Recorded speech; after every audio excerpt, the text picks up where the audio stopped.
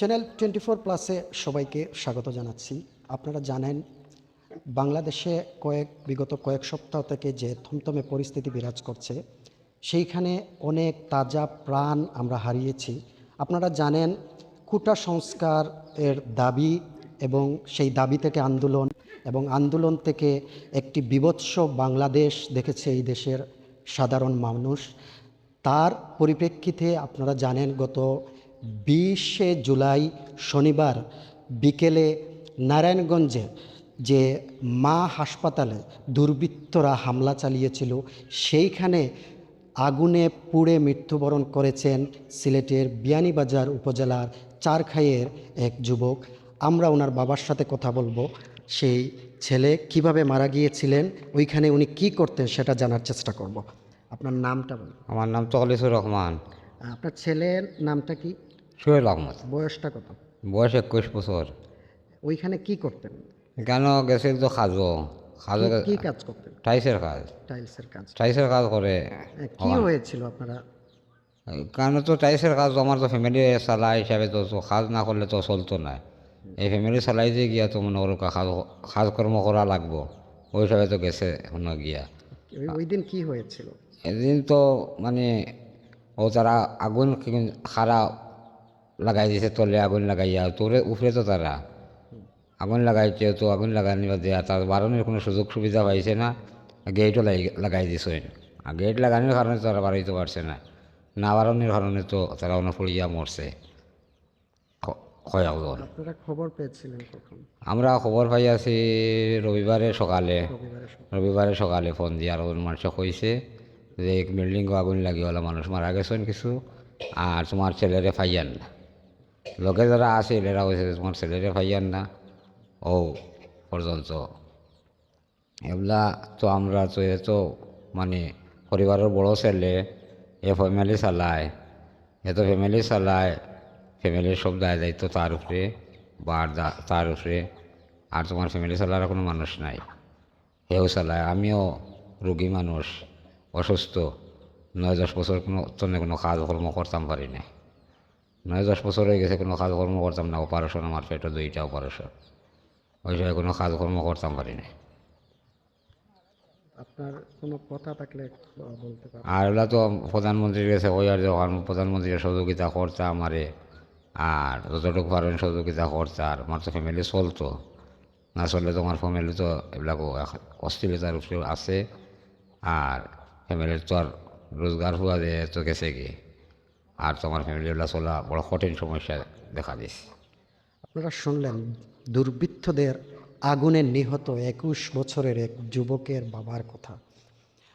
ওনার কথা যেটা আমরা শুনলাম, এই পরিবারে একমাত্র উপার্জনকারী এই ছেলে। উনি মাননীয় প্রধানমন্ত্রীর কাছে সাহায্য চেয়েছেন। এই পরিবারে একমাত্র উপার্জনকারী এই ছেলেকে হারিয়ে নিঃস্ব অবস্থায় রয়েছেন। আমরা এই পরিবারের এই আরেকজন ওই যে নিহত এই ছেলের ভাই, ছোট ভাই, ওর সাথে একটু কথা বলার চেষ্টা করবো। তোমার নামটা? রুয়েল আহমদ। কি করো? আমি পড়ালেখা করি কোন ক্লাসে? 10-এ। আচ্ছা, কি জেনেছিল ওই দিন?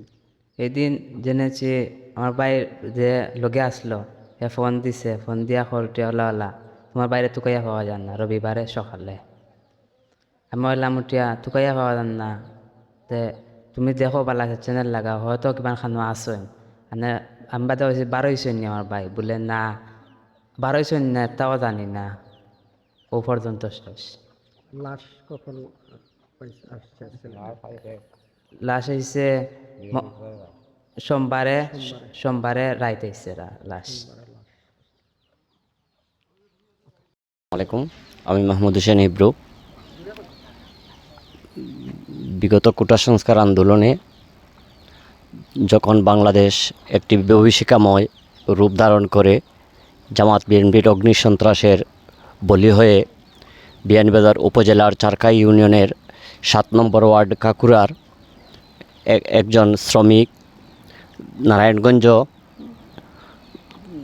সিদ্ধিরগঞ্জ উপজেলায় অগ্নিসন্ত্রাসের শিকার হয়ে মৃত্যুবরণ করে, এবং সৌভাগ্যক্রমে একজন শ্রমিক ওই এলাকার সে লাফ দিয়ে বিল্ডিং থেকে পড়ে তার হাত পা ভেঙে এখন মৃত্যুসজ্জায় আছে এবং তার সোহেল আহমদ মৃত্যুবরণ করে 20 তারিখ মৃত্যুবরণ করে, কিন্তু তার লাশ তার বাবা খুঁজে পাচ্ছে না।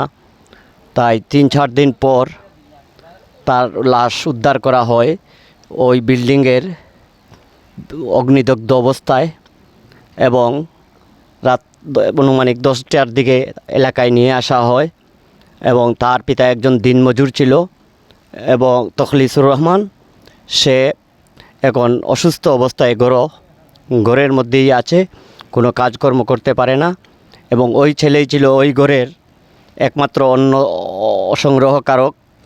তাই আমি মাননীয় প্রধানমন্ত্রী এবং বিয়ানীবাজার গোলাপগঞ্জের সফল শিক্ষামন্ত্রী জননেতা জনাব নুরুল ইসলাম নাহিদ ভাইয়ের দৃষ্টি আকর্ষণ করছি যে এই অসহায় পরিবারের প্রতি সহানুভূতিশীল হয়ে মাননীয় প্রধানমন্ত্রী যে ঘোষণা দিয়েছেন, সেই ঘোষণার মধ্য দিয়ে ওই পরিবারের প্রতি সহানুভূতি সহযোগিতার হাত বাড়িয়ে দেবেন এবং ফাহাদ নামে আরেকটি ছেলে, সেও অত্যন্ত দরিদ্র পরিবারের সন্তান, তাহাকেও সাহায্য সহযোগিতার হাত বাড়িয়ে দিবেন।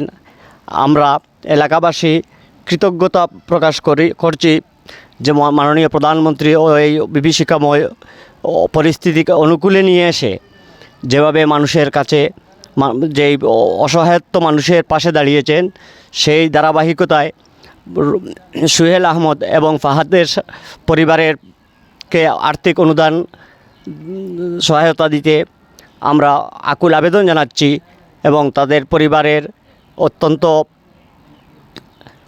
হতদরিদ্র, তাই আমরা এলাকাবাসী পাশে দাঁড়িয়েছি এবং মাননীয় প্রধানমন্ত্রী এবং আমাদের প্রাণপ্রিয় নেতা জনাব নুরুল ইসলাম নাহিদ এমপি মহোদয়ও তাদের পাশে দাঁড়াবেন এই আশা এবং প্রত্যাশা ব্যক্ত করছি। আল্লাহ হাফিজ। বিসমিল্লাহির রহমানির রহিম। আসসালামু আলাইকুম। আমি আবিদ লুদি, আমার বাড়ি কাকুরা গ্রামে।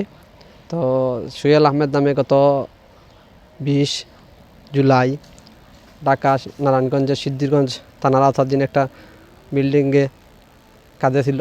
ওইটা হচ্ছে কি মা হাসপাতাল ছিল, নিচে ডাচ বাংলা ব্যাংকের কাজে ছিল। তো ওইখানে বাংলাদেশে মুক্তি যারা বাংলাদেশ স্বাধীনতা চায়নি, তাই সেই প্রেতাত্মারা তারা পুলিশের উপর নির্বিচারে অগ্নিসংযোগ করে এবং পুলিশকে হতাহতের চেষ্টা করে। সেখানে এক পর্যায়ে অগ্নিসংযোগ দেওয়ার পরে আমার এই গ্রামেরই সোহেল আহমেদ যে মৃত্যুবরণ হয়, অগ্নিদগ্ধ হয় এবং ওই ফাহাদ নামে যে ছেলেটা, ওই ছেলেটা লাফ দিয়ে তার জীবন রক্ষা করে। পরবর্তীতে তারই মাধ্যমে পুলিশ প্রশাসন মৃত ব্যক্তির লাশটি উদ্ধার করে। তো আমি জননেত্রী শেখ হাসিনার কাছে আকুল আবেদন করব, আপনি মমতাময়ী, আপনি বুঝেন স্বজন হারানোর বেদনা, আর সেই স্বজন হারানোর বেদনা আপনি একমাত্র বুঝবেন, আর কেউ বুঝবে না। তাই আমি আপনাকে আকুল আবেদন করব এই তখলিসুর রহমানের প্রতি আপনি সহযোগিতার হাত বাড়িয়ে দেবেন। এবং আমি নুরুল ইসলাম নাহিদ ভাইয়েরও দৃষ্টি আকর্ষণ করছি, যেহেতু আমাদের প্রধানমন্ত্রী এ বিষয়ে খুবই সচেতন। উনি যেহেতু ঘোষণা দিয়েছেন যে যারা নিহত হয়েছেন তাদেরকে তিনি সর্বোচ্চ সহযোগিতা দিবেন, তাই আমি আশা রাখি এবং যে তাদেরকে একটু আর্থিক অনুদান দিবেন। আর যেহেতু এই পরিবারের আসলে কিছু পড়ালেখা করছে, তাদের যদি একটা কর্মসংস্থান ব্যবস্থা করে দেওয়া হয় আরও ভালো হবে, এই আশাটুকু ব্যক্ত করে আমি আমার বক্তব্য শেষ করছি। জয় বাংলা, জয় বঙ্গবন্ধু।